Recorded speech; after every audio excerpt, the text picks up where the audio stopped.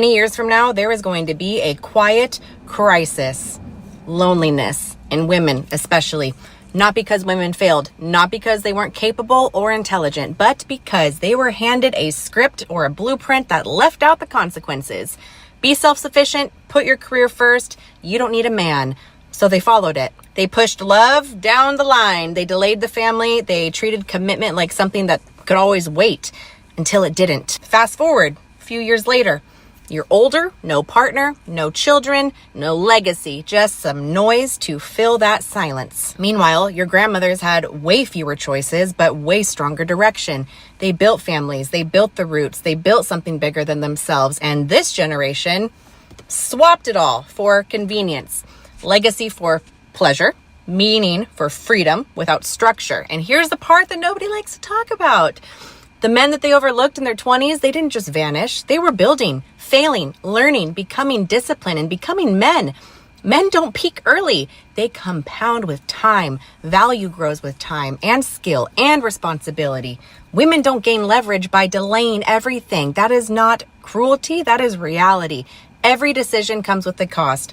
Modern narratives today did not remove the bill. They just postponed it. And the outcome is usually the same. Distractions instead of connection. Comfort instead of intimacy, and independence without fulfillment. This is not about going backward. It's about correcting the course. We don't need less ambition. We need stronger values, commitment, family, masculine leadership, feminine devotion, and a shared purpose, because freedom without foundation doesn't liberate. It isolates you completely. And tradition wasn't the problem. Abandoning it was.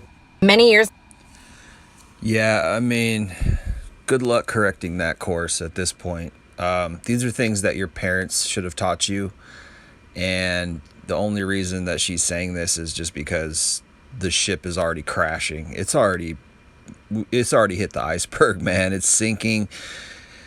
Good luck turning around the course. It's extremely, extremely hard to course correct. It's possible, but it's extremely hard. And the problem with it is you don't get back the years that you wasted. You just don't. They're gone, and you got damage and you got baggage. And so we've got a generation. It's very tragic. We've got a generation of women who are basically just ruined for marriage, ruined for a good man. There's a lot of good men out there because we have to be good men. We don't have the luxury to go out and sleep around and go sow our wild oats, most of us, because most of us are just average, and women don't want average men for partying. They want the high value man. I mean, they want the high value man either way, right? So guys are always getting the shit into the stick, always, whether it's marriage or hooking up or dating, relationships, whatever. We're always getting the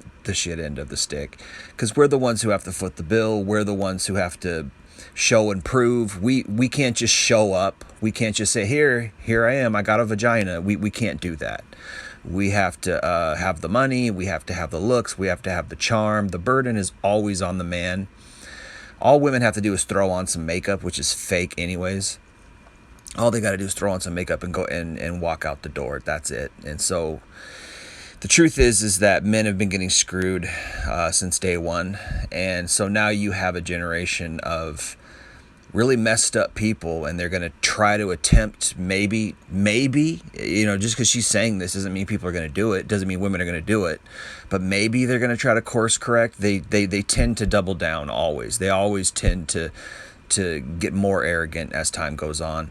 But if they do attempt to course correct, then they got all this baggage, and so they're forcing men to settle. They're forcing men to choose damaged women.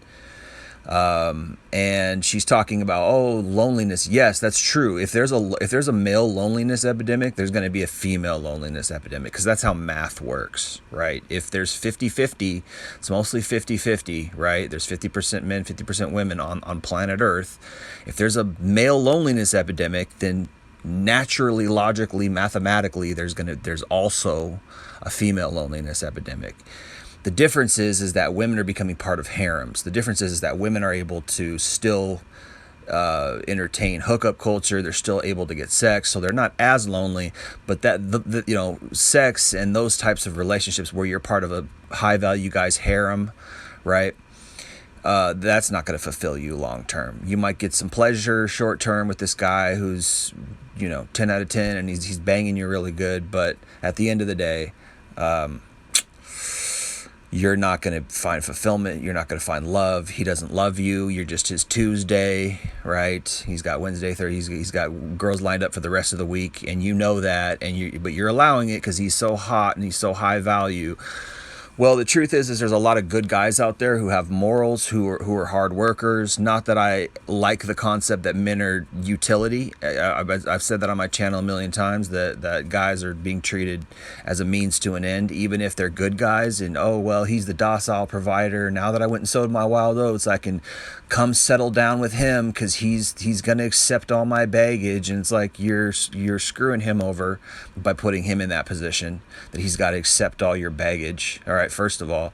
Second of all, you're viewing him as a means to an end, meaning, oh, because he's got the money and he's got the house, he's got the mortgage, I can go settle down with him. At least he's a hard worker. Maybe he doesn't, maybe there's no passion in our relationship and he doesn't make my heart go pump, pump, pump, but he's a good worker, he's a good provider, and he's paying the mortgage. Well, that's a really messed up reason to marry someone. It's a really messed up reason. It's sad. It's sad that men get used. We just get used and used and used by women. It's so messed up, and nobody talks about it. And if you talk about it, oh, you're an incel, or oh, you're this or that, if we say anything about it, we get lambasted. We get called insults. Excuse us for having a heart. Excuse us for wanting love that's deeper than just our money and what we can provide, which is why relationships don't work anyways, right? Which is why these marriages end up in divorce, because there's a financial reason always. Finances are a top 3 reason, and it's not just because people are broke. It's also because women are using men for our money. They're using men as a retirement plan, whether it's through long-term marriage or they plan on divorcing us. Divorce rates are at 50%. 80% of divorces are initiated by women. That sounds like a scam to me. That sounds like a scam. It sounds like men are getting scammed. It sounds like we're going into relationships thinking this is about love, and she's really just trying to invest in a divorce scam, right? Which is terrible. It's sick. This is why men are walking away from marriage. This is why men are like, screw it. This is not worth it for me anymore. The juice isn't worth the squeeze. I'm walking away from this whole thing entirely because I'm not valued for who I am as a human being, for my character, for my heart. I'm only valued for my money. I'm only valued as a means to an end.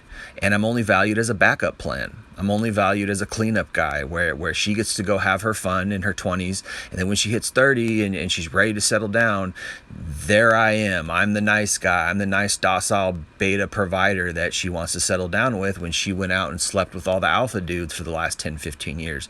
It doesn't sound like a fair proposition to me. It doesn't sound like a fair deal. It sounds like men are getting screwed. So she can, this is a nice video, and at least she's looking in the right direction, but this is something that parents should have told their daughters when they were 15.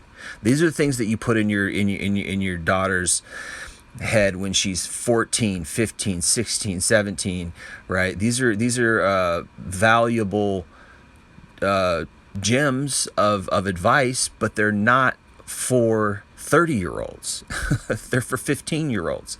This is what parents should be raising their daughters from a young age to know and accept, is that you go find a good man that you love, and he's going to work hard for you and the family, and you're going to have kids, and you're going to have a legacy, and you're going to have love long term because you know how to foster it, you know how to water it, you know how to build.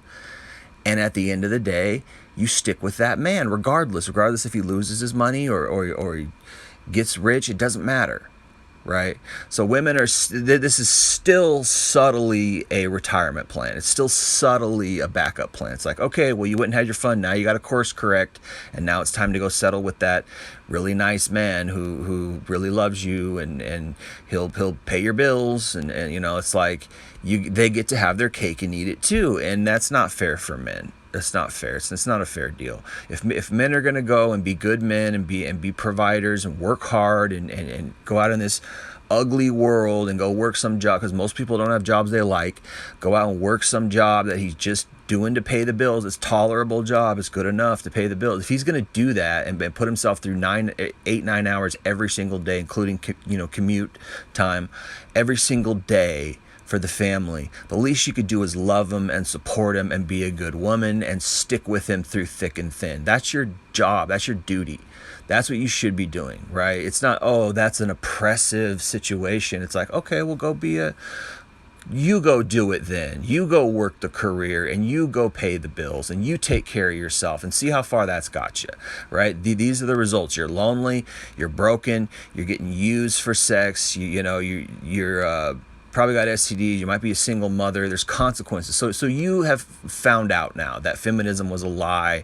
You found out that it's all based on bullshit, right? Men are not trying to oppress you. We're just trying to feed our families, okay? And now you're learning, but you're learning late. You're not learning when you're 14, 15, because no one's teaching you the right way to go. Our parents, the boomer generation and Gen X or whatever that we're in now, they're all failures. They're failures. They're not raising their children correctly. Men have to. We have to put up or shut up. We have to go get a job. Women don't have that women have that option. Men don't have that option. We can't just go be OnlyFans women. We can't just go survive off of a woman. We got to work our way, right? Men don't have a backup plan. Our backup plan is homelessness and singleness for the rest of our life. That's our backup plan, right? And many men are just falling out. Many men are falling out of society because we're marginalized to the point of we might as well not even exist.